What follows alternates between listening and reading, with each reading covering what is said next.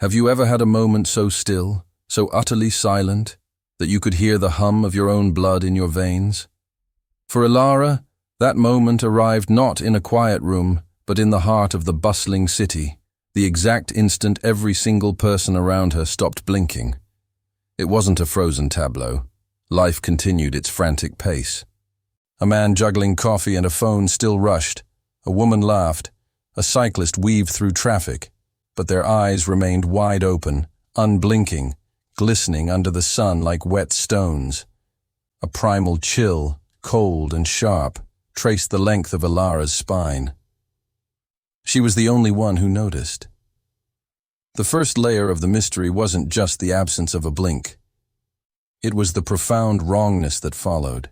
Conversations flowed without a hitch, but no one ever moistened their eyes. Pigeons pecking at crumbs didn't flutter their nictitating membranes.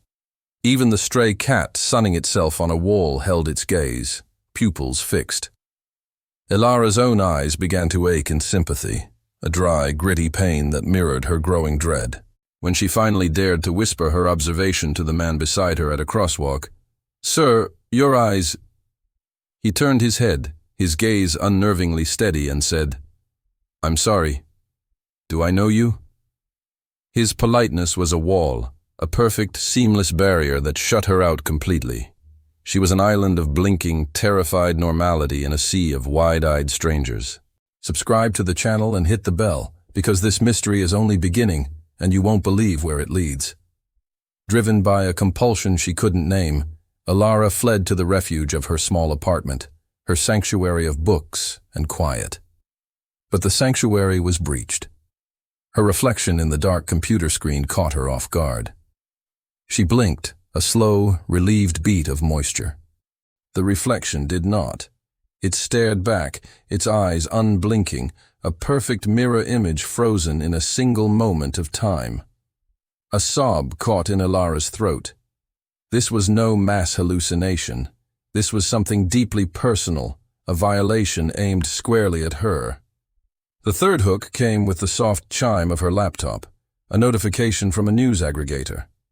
The headline was bland. City experiences unprecedented drop in humidity, experts baffled. But the subheading made her blood run cold. Medical professionals report a significant, simultaneous decline in cases of dry eye syndrome across the metropolitan area. The world wasn't just forgetting to blink. It was adapting, evolving around this new, terrifying normal, and it was erasing the very need for the function she alone seemed to possess.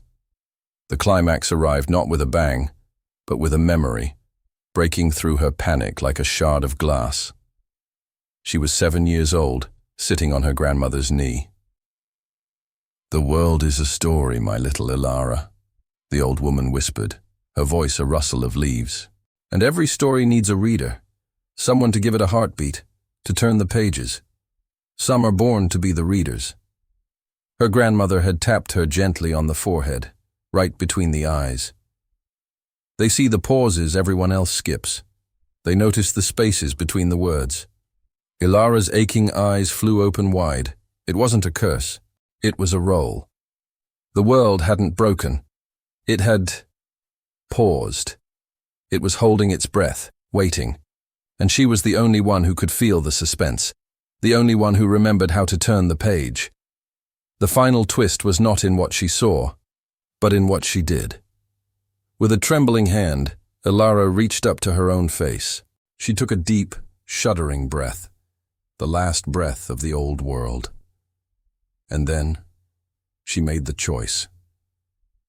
She stopped blinking. She let her eyes stay open, accepting the dry, burning stillness. The moment her own eyelids stilled, the world outside her window erupted into sound.